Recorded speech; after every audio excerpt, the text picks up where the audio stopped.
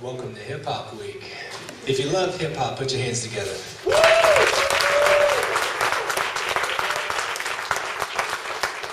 Now, let's have another round of applause for Val and everyone at Damietta who put this event together. They worked really hard.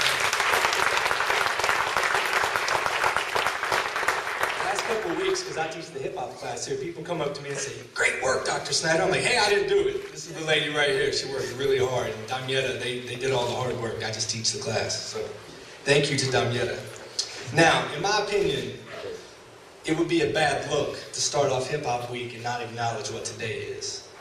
Right? See, I know I got a hip-hop crowd right now, I can tell. It would be in bad taste to not talk about the fact that March 9th, 1997 was the day we lost the notorious B.I.G., Christopher Wallace, much too young, 24 years old. So, one last time, put your hands together for B.I.G.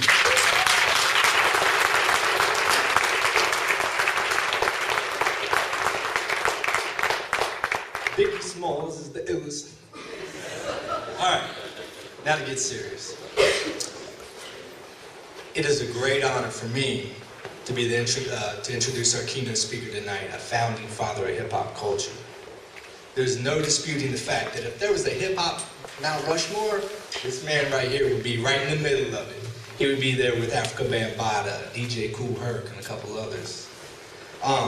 It would not be hyperbole to say he's the greatest DJ of all time. Techniques such as scratching, punch phasing, backspin technique, they all come from this man right here. So, when I sat down to write my introduction for tonight, I got a little bit of writer's block, unlike my students. I started thinking, how do you introduce an icon? How do you introduce a legend? How do you introduce someone who's a founding father or the most visible and powerful subculture to come along in your lifetime? Do you tell everyone about the Vanguard Award? Do you tell them about the BET Hip Hop Icon Award? Do you tell them about the Lifetime Achievement Award from the RIAA, VH1 Hip Hop Honors? Do you talk about the fact that in 2007, he became the first DJ ever inducted into the Rock and Roll Hall of Fame? Now, I could talk about all that stuff all day, but you know what I want to talk about? The time Grandmaster Flash got me grounded. So, yeah, he got Dr. Snyder in trouble. So I'm going to take you back to 1989, okay? I'm 8 years old. I'm riding around with my older cousin. And we used to blast music and ride around our little mountain town. I grew up in West Virginia. Those of you who know the accent, you know, I'm not from New York. Hip-hop is powerful. It even found its way to West Virginia. But we'd ride around in the car and we'd blast music. And my cousin was a big hip-hop head. And that's kind of how I got into it, too. But one day, I'll never forget, we were riding around in her little crappy two-door Escort. And we were listening to this song. And Blondie's Rapture morphed into Queen's Another One Bites the Dust. And I was like, what happened? Back in those days, it was a tape deck. It wasn't a CD player. I thought the tape screwed up or something, like it skipped ahead, or, you know, the tape deck was eating the tape. And I said, what is that? And my cousin said, that's Grandmaster Flash from the Wheels of Steel. I said, what's he doing? The music was stopping and starting. She said, he's scratching the record. He's a DJ.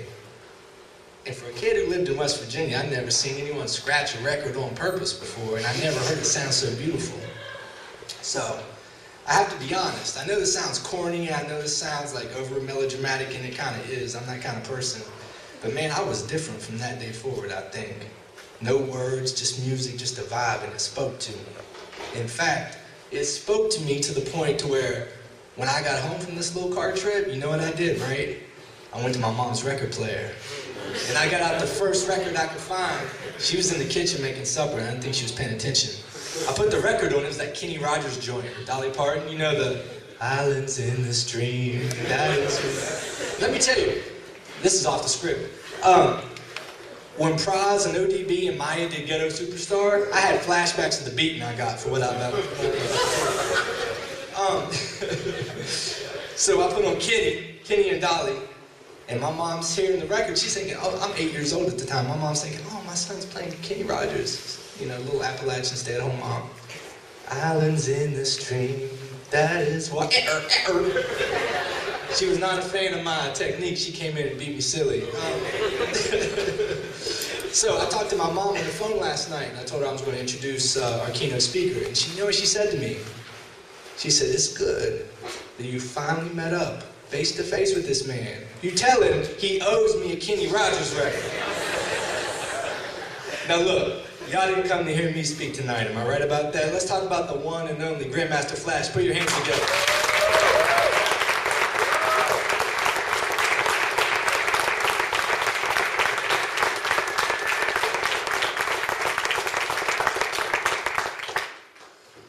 First of all, I want to say thank you for having me. I was talking to the doctor earlier, and I was basically saying to him, since this thing has become a curriculum in most colleges, I think that it's critically important that each one of y'all understand the who, the what, the where, and the why. If you're a lover of a particular type or genre of music, be it pop, rock, jazz, blues, funk, disco, R&B, alternative, punk, funk, 9 times out of 10, you probably historically know who did what, when, how, where, who, and how they did it. But for me, what saddens me is there's so many people that don't know where this thing came from and why its pillars were so strong, and who are the people that put together this formula. I think that it's critically important. So this year, you guys are the first college I'm speaking to, but I just want to say thank you for all you hip-hop lovers out there, because, whether it be machine, music, science, or whatever, a lot of times people like myself, we come up with something against the norm, and then we say to the public, "Hey world, here it is." And a lot of times it's no.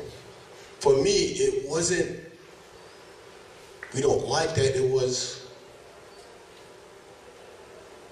what is this, and what is he doing, and how he's doing it. And all I can tell you is, in the 70s, the way DJs were playing and the way music was playing pissed me off. And I would hear the record play, so they put the needle down, the record played the intro, into the verse, into the chorus, and then it'd be this part where the drummer would get a solo. But that part would be like 10 seconds, and then when they go back into the full orchestration and the whackness, I'm like, why is it that this particular part is so short? And I says, well, maybe it was just genre of music. And then I would try a pop record, and I would try a jazz record, and I would try a blues record, and I would try an R&B record, and a funk, and a punk, and alternative. And it was the same thing. The drummer would get such a short time to perform. So from that point on, I went to go see the DJs that were playing at the time. And I said to myself,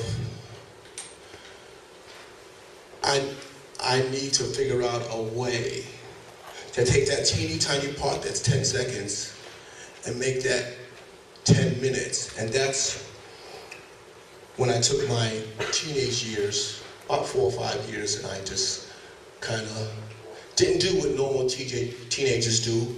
You're 17 to 18, you think you're grown, now you want to smoke a cigarette, you want to go hang out with the girls, this and that, and those years, dear,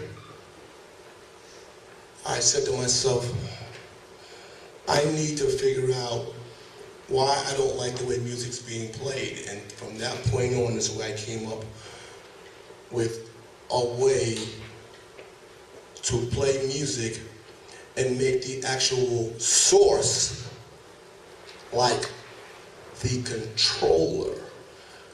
DJs at that time treated vinyl like it was children. They had this velvet brush, and they would kind of wipe it off, and they'd put it back in the sleeve in the jacket, really carefully. Me, I'm pulling the record out, two of them, and I'm going like this, and this, I remember trying to get a job at a club, and they were like,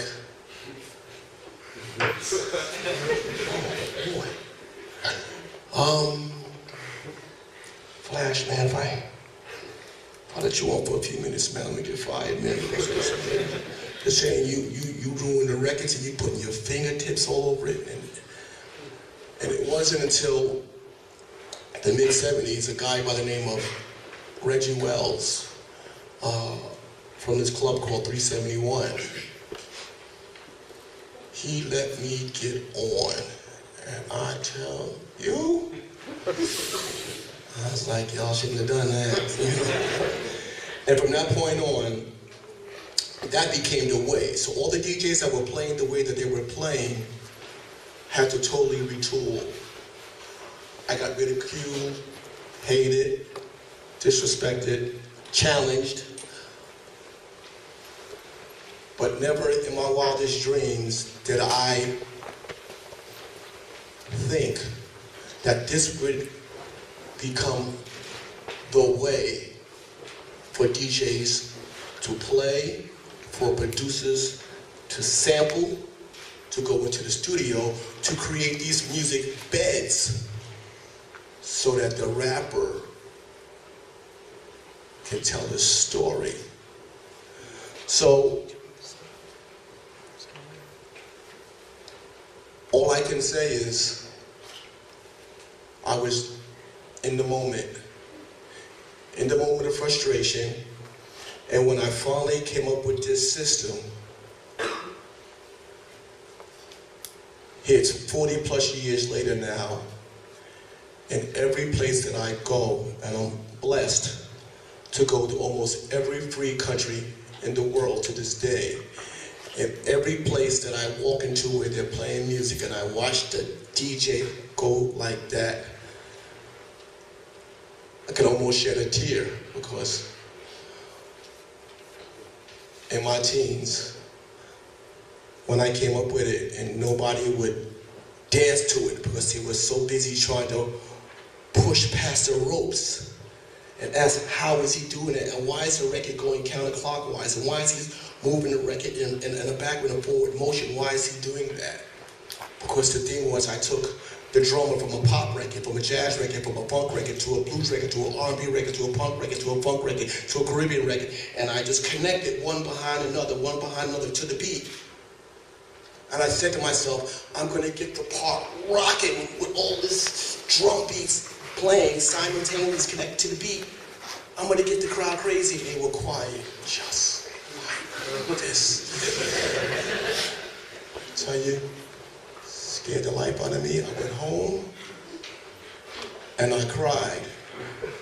And I looked at my calculations and I was asking myself, why is it that the people are not dancing? It's because they were just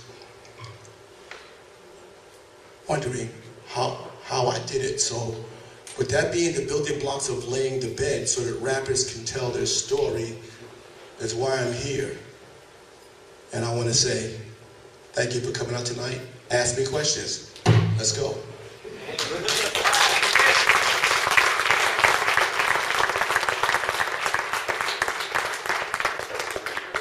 Things up with some of my students, and maybe we'll have time to talk with members of the audience as Sure. well.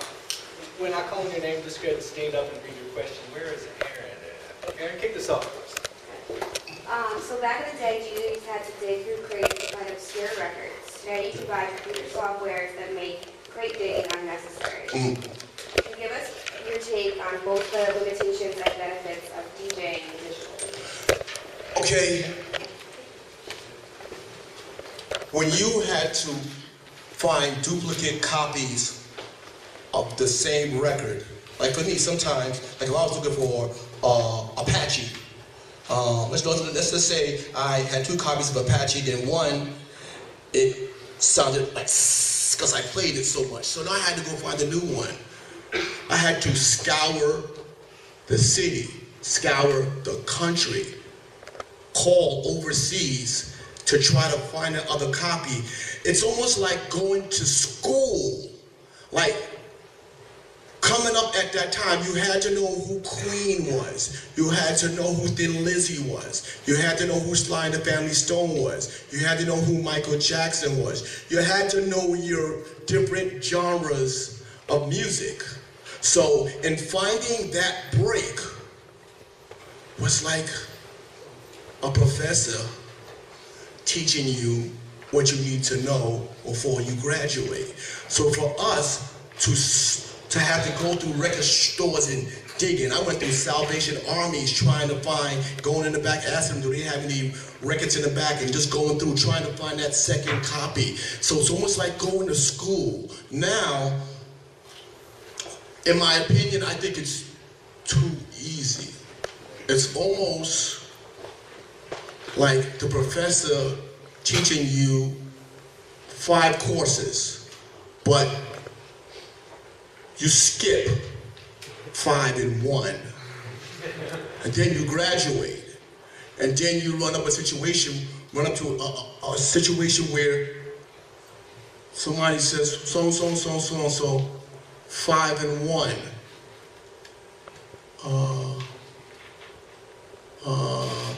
You don't know. So for me, what gives me the capability to be able to travel to every free country on planet Earth is because I made it a point as I was coming up to know what today's music is, what's yesterday's music, what's the different genres, because sometimes I'll sit in front of an audience and they don't even speak the language, and the only thing that's between me and them is the right songs that I play. So if I say, throw your hands in the air, of course they don't understand English. So I have to be able to know, okay, wait a minute, this is this country, okay, this is Italy, they don't speak, English is not mandatory. Okay, so the records that I played in Germany, out the window, I can't play those today. So it's like, it's almost important to know. I think that you cheat yourself when you don't go through learning all these different genres of music, because everybody in this room thinks different from everybody in this room. So when I walk into a room and I play, I have to figure out in a really short time, what do they like? So I'll go for the first 5 minutes, pop, rock, jazz, blues, punk, disco, R&B, rap, alternative, Caribbean movement. And as soon as I see the crowd flinch, then I'm going to give you a whole lot of that and a little bit of everything else. So it's extremely important to go through all the genres of music, because it's like going to school. So today's DJs can download it, but to not know what that song meant, how would you know when to play it? I like the school thing. I think that's interview, and then you said graffiti's one thing that's art, and music is another. Mm-hmm. Do you still feel that way, that graffiti's not part of hip-hop? Of course it is. It was the first thing. Because it goes like this: graffiti, DJ, breakdancing, MC. So the graffiti thing falls under the 4 cultures of hip hop, absolutely. Yeah. well said. And I taught it in that order, so. All right, next up we have Sean.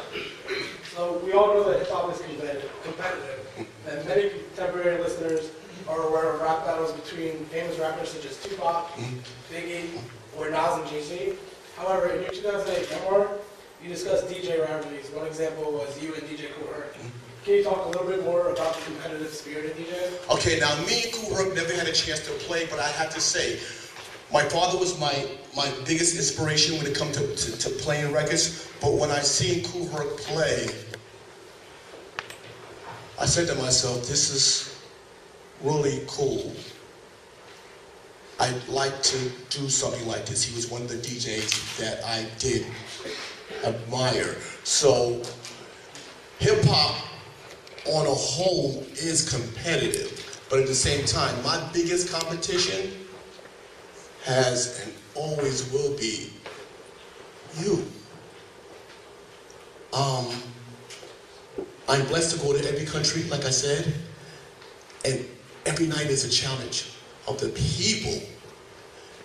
I have major respect for Africa Bambaataa and Kool Herc, because it's the triangle, it's the three of us, that makes the Pillars what it is.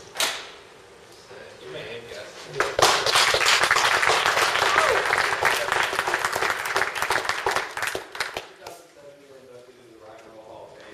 How does it feel to be the first hip-hop DJ to obtain that honor? And do you ever think there'll be a hip-hop culture? I hope there would be. I mean, as big as this culture is, it should be a hip-hop Hall of Fame. But I will say, it was really weird how we got inducted into the Rock and Roll Hall of Fame. So it was, let's say 2005. There was this thing buzzing in the industry. You guys will be inducted into Rock and Roll Hall of Fame. He's like, yay! No. 2006. For sure. The buzz is big now.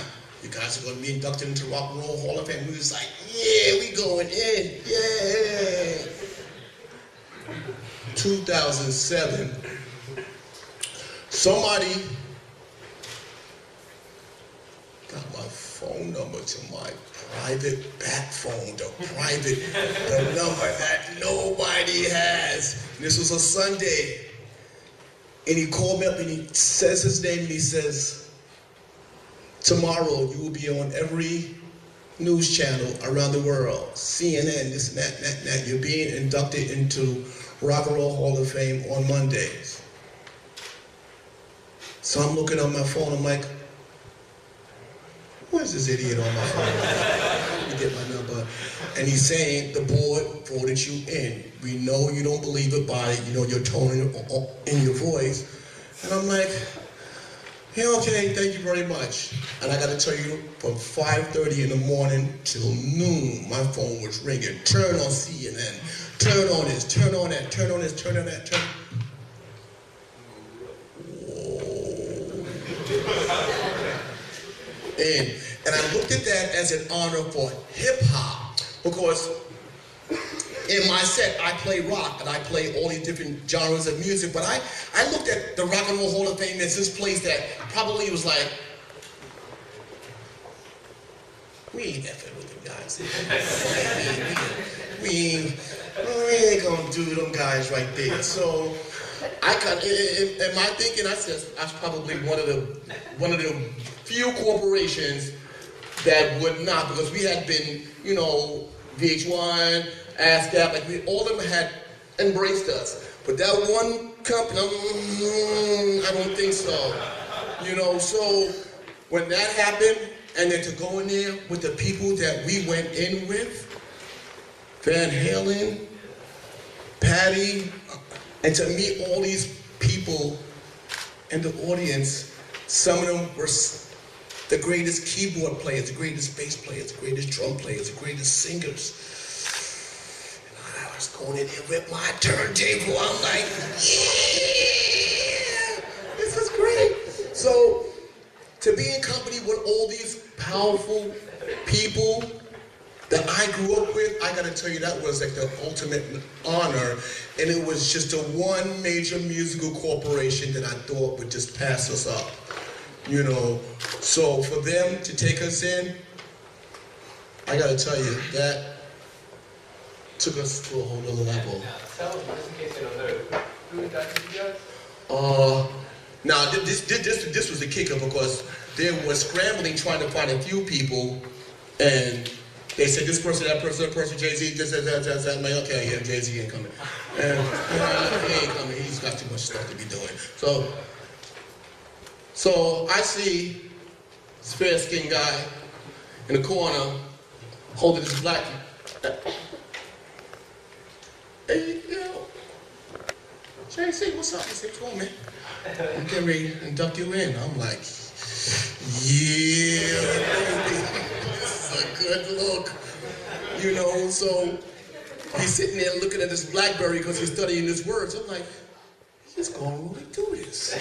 And he did it. It was such an honor, and for them to, you know, get him to do it because he's so busy. He's a good friend of mine, but he got his hands in everything. I mean, he's just such an incredible businessman. And for him to find the time to do that with us, it was super duper wonderful, man. It's great. It's great. Next up is Maddie. So in our class, we learned that your father was a jazz fanatic of sorts. Yeah. We also learned that you studied electronics at Samuel Gompers High School. We'd like to hear you talk. Yeah. We'd like to hear you talk some more about these and some of your other main influences and how they affected your career. Well, I think, you know, my father was like, my father was special. I told you that. Now, my father's little brother was the boxing flyweight champion of the world in 1957, had hands of stone. My father was his big brother. And my father had this closet, right? And he had the stereo that was in the living room. And the word was, do not go into the living room, do not touch the stereo, do not go in that closet where those black discs are. And my father was a railroad trackman. And I can remember he'd get up in the morning and he would have his coffee and he had this pouch of tools. And whenever I would hear the tools go over his back, clink, and I hear the door slam, bang, I would go into the kitchen and grab a chair and go over to the closet and open up this closet. And in there was like, to me it was like, all these things, these black discs. And I would take a black disc and I would go over to the stereo because I watched them so many times. And I would put this black disc on the stereo and I would put the arm down and I would start dancing in the living room. So, and I was a toddler at this time. So everybody that was in the house was like, oh my God. If Joe finds out you are in his stuff, he is going to kill you. So he would come home. And of course, I would take the record and try to put it back in the same place, but I didn't know where the record was. I just slipped it in any jacket. And he would come home and he would open up the closet because he would go get his drink. He would unwind, he would get his drink and go into the closet, get a record and turn on the stereo. But he would notice, like, who was in the closet. And by the time he got to me, I was like, this. Wow. I wake up the next morning, I hear the pouch go over the back, I hear the door slam, bang, I go to get a chair, I go in there, and I get a black disc, and I go to the stereo, and I would do it again and again and again and again, and my father would just constantly kick his children in here, rear end, I'm gonna say that. You know, but I had this major fascination with this thing that had these square cubes, and when you put this black disc and this arm on top of the black disc, and out of this box came sound. What is this? So what I did was, my mother was a seamstress, so I took a pencil and I took a vinyl and I spun it. And I took the needle while the record was spinning and I gently would put it inside the tunnel and my finger would vibrate. I'm like, there's music inside these tunnels. From that point on, anything that plugged into the wall, the hair dryer, the washing machine, the stereo, anything in the house, I became public enemy #1 in my house because I had to try to figure out what are these things that you can stick into this little slit and things light up. So from that point on, my mother said to me, I have to send you to school because you are really becoming a pain in the behind, tearing up everything electrical in the house. And from that particular point on is where I started to learn what was an oscilloscope, what is an ohm meter, what is a signal generator, what is a transformer, what is AC versus DC, what is a capacitor, what is a resistor.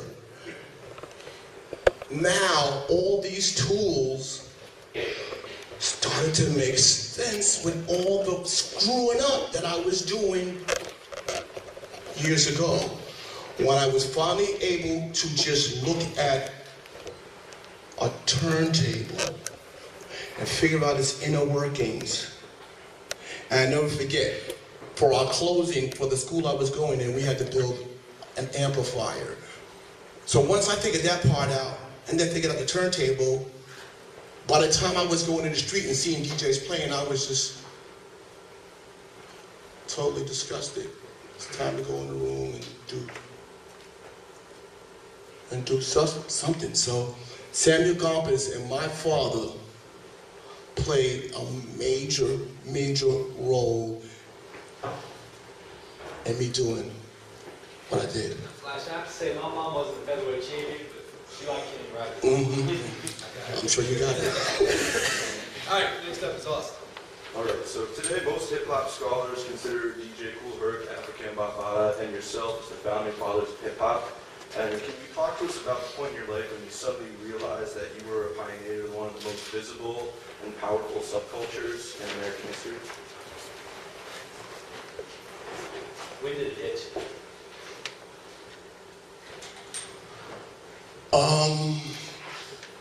I think for me, because of the way that we grew up, I'm really a very modest person, God-fearing. I don't think I ever really accepted that yet.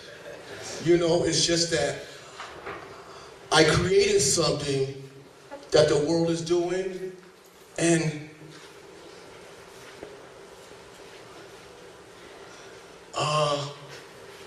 it's just my gift, and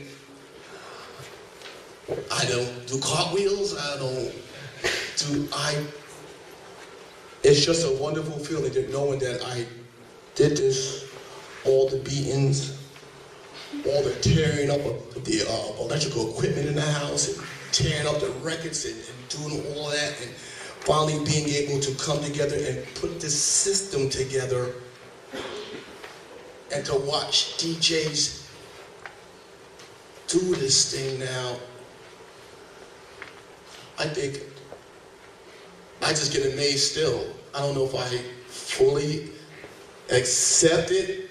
I'm just extremely happy that I was able to do something, because that's what the human spirit is about, pleasing people, you know, whether it be in music or whether it be in machinery or whether it be in medicine, you know, to serve.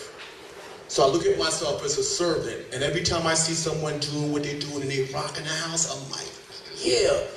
And that's pretty much it. It's amazing how, listening to you earlier, you sort of reminded us of the fact that DJs are sort of in service to the crowd. The crowd That's it. determines whether or not you're doing That's it. it. That's it. And if you think any other way, you will become a legend in your own mind. Try something else. Do something different. Go do something else. All right, next up we have Farshad. All right, so as a Hall of Fame DJ, what is your opinion on sampling? And our last book is use a lot of obscure records to use Cool. but producers do that today. And Yes. we wanted to know, has the sampling process become too complex to take away from music? Or is the simplicity something that needs to I think it's a gift and a curse. Like, sampling in the 70s and 80s, we had to take it directly from the record. So if you wanted a hand clap, you took a hand clap from maybe a Miles Davis record, you know, and you took the snare from Michael Jackson, and you took the bass drum from Thin Lizzy or Led Zeppelin, and when you boop, boop, back, so you got Led Zeppelin, Thin Lizzy, and Michael Jackson in this composition. So the track sonically is already hot. It's just take the right rapper to rap over the top of it. Now you've got modern technology where you got so much to play with. It could be a gift and a curse.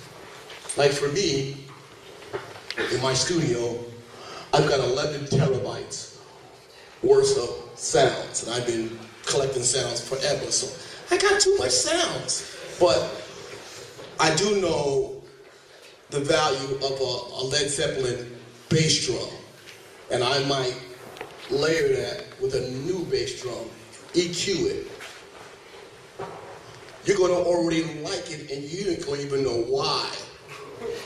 Because the sound has already been proven. You know, so sampling can be a gift and it can be a curse. And modern technology does those kind of things. That's a good segue to our final Steve question. Aside as the final question. Hey, John. I'm good, man. What's up? All right, most hip-hop DJs and producers are not classically trained musicians. Like you said, you went to school digging through crates. Do you think hip-hop captured a more original sound because of this? Yes, because hip-hop is a combination of pop, rock, jazz, blues, funk, disco, R&B, alternative, Caribbean, funk. So with the melting pot of all these different sounds, musically speaking, made this sound. Me, I wasn't classically trained, but I love songs that have strings and horns and bells, you know. When I was going to school, that was the one class that I cut, was music class. And I tell you, to this day, I wish I didn't cut that class, because every time I want to make a beat and I need lines, musical things, I gotta hire somebody. I gotta hire somebody. And because of all the music that I know, the trickiest lines is in my head. I gotta hire somebody who's really expensive because they get it. You know, so for me, I wasn't classically trained, but I heard enough music to know, you know, what beats could possibly be appealing to a crowd. Look, I want to thank everyone for coming out tonight. Let's put our hands together for the one and only.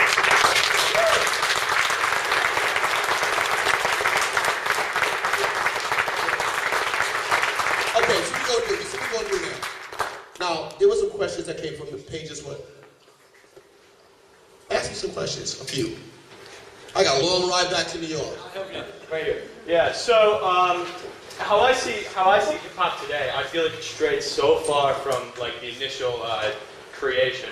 What do you think of hip hop today and hip hop artists like Nicki Minaj and all of them? Let me tell you what makes her a genius. It's because she will talk about the stuff that's in the gutter, but she will also talk about the woman, the proud woman that she is. She will also talk about life, love, pain, and this is probably why she will be a leader when it comes to the female rappers for a very long time. You know, as far as the music's concerned, electronic music is not like, it's not a bass guitar, it's sine waves now. Everything is waves now. So the sound has become different, but it really depends on how you take those sonic sound waves and make them work. So it can be a gift or a curse. And they are those producers, man, that do it like quite well.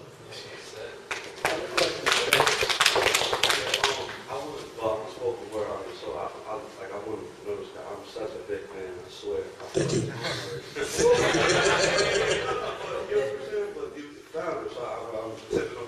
Thank you so much. I appreciate that. I want to know, where do you see the future of hip hop? And what do you think it will go? You know why I cannot see where it is? It's because in its inception, I looked at hip hop as this mighty, huge oak tree. And this oak tree had many, many, many, many leaves. These leaves represented music, in lyrics. And where the other genres of music sort of follow a procedure or a curriculum, hip hop, you can almost do anything, and that anything becomes that next sound. You know, like for example now, the kick and the snare played a major part in hip hop between the 70s and the 90s. Now, it's a bass drum and finger snaps. It's not a snare drum. You know, the sound of this thing, like hip hop musically changes its spots all the time. You just don't know when. So where's it going? That's a real good question, and that excites me because I don't know. The unknown is what I live for, because once you know, life becomes kind of boring once you know. But when you don't know and you got to figure it out, now life becomes kind of interesting. So where's it going next? Who knows? What I'd like to see is spoken word on top of a beat. Ain't seen that yet. I ain't seen that yet. I'm a real big fan of Stravinsky. One of my biggest songs is Rites of Spring. I'd like to see something like that, beat-wise made. Where the strings is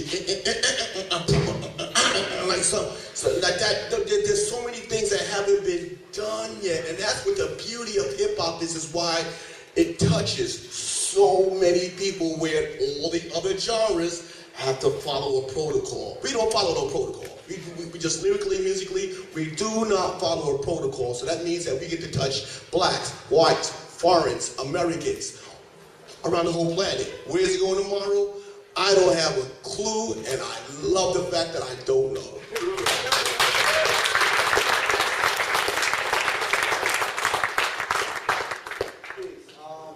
I have a question. I grew up in the 80s, so every time I was back listening to hip-hop in the 80s, I heard a lot of consciousness.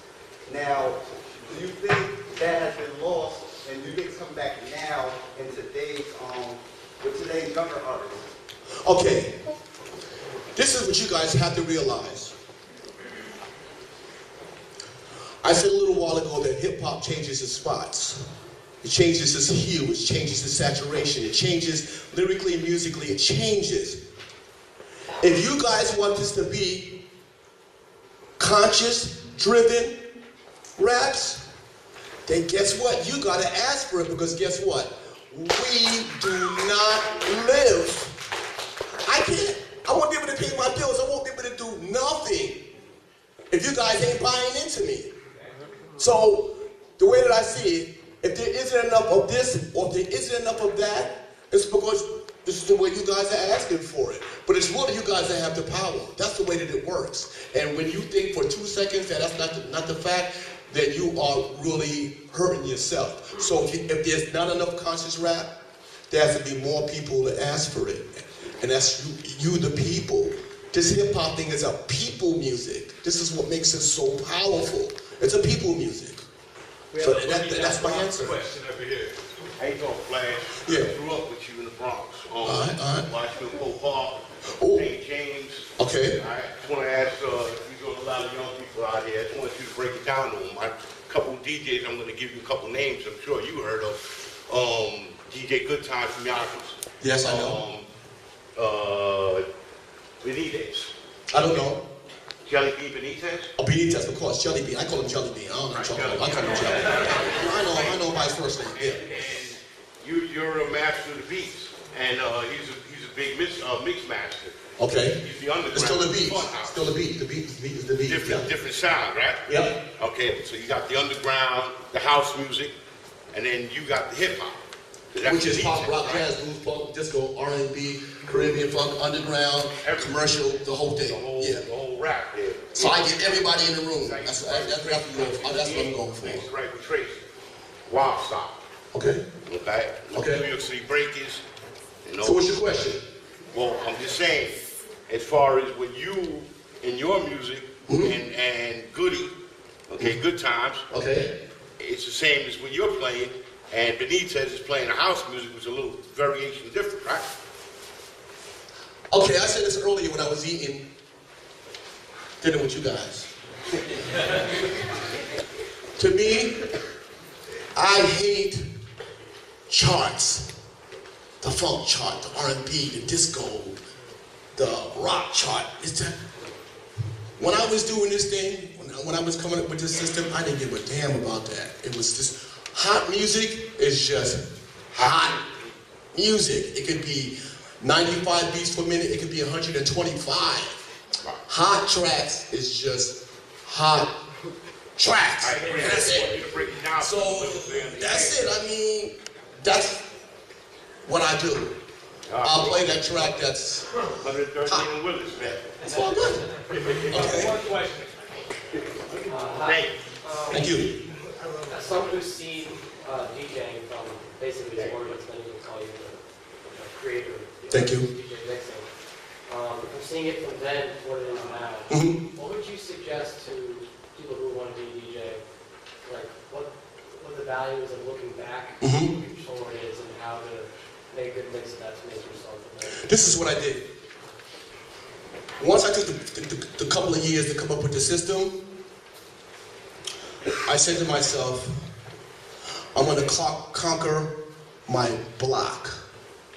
Then I'm going to conquer my neighborhood. Then I'm going to conquer the next borough. Then I'm going to conquer the next state. Then I said, now I'm going for the other countries. And this is where my learning of pop, rock, jazz, blues, funk, disco, R&B, all those things became needed. So for me, because at one given time, there was this thing, black music, white music, Latin music, disco music. Now today, y'all don't want it like that. Music is a blur right now. It's a wonderful, incredible blur. So guess what? You gotta look at the blur and figure out, how can I please these people in the room? Because the whole world thinks of music as a blur. There is no longer this particular thing and that thing. And that's why I continue to do what I do. So at one given time, I'll hang out with Jazzy Jeff, right? And we'll chop it up. Well, what were you playing in that country? And then I'll hang out with Tiesto. And these are two different worlds, totally. Then I'll go watch Avicii. And I gotta tell you, what makes this thing so wonderful for me is that I do not know it all. There's always something new to learn. So for anybody that wants to get into this business, you have to read the blur. And the blur is what people are thinking musically. Once you read the blur, then you gotta make it yours. And once you make it yours, then you go after your block, then you go after your neighborhood, then you go after your borough, then you go after the state. Think big. Because it's wonderful to be able, like for me, it's wonderful to be able to please people around the world doing what I love. And that's because I'm still reading the blur. Very important. Let's give him a hand, guys.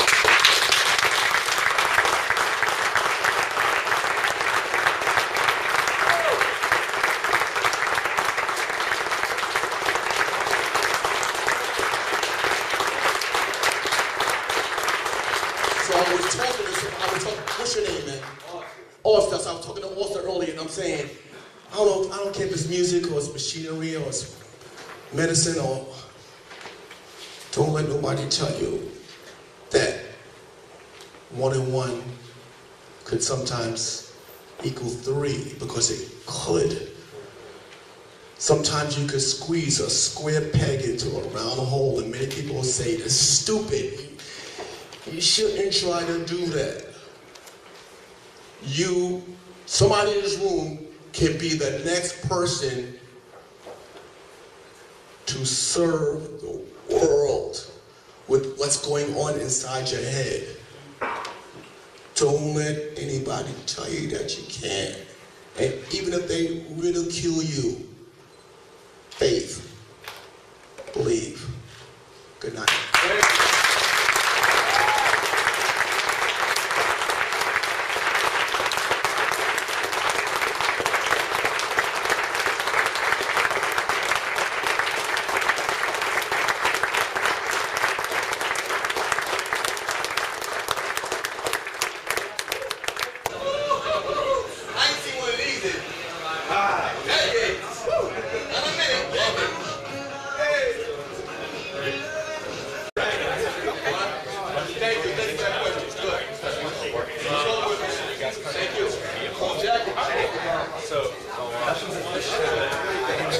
Okay.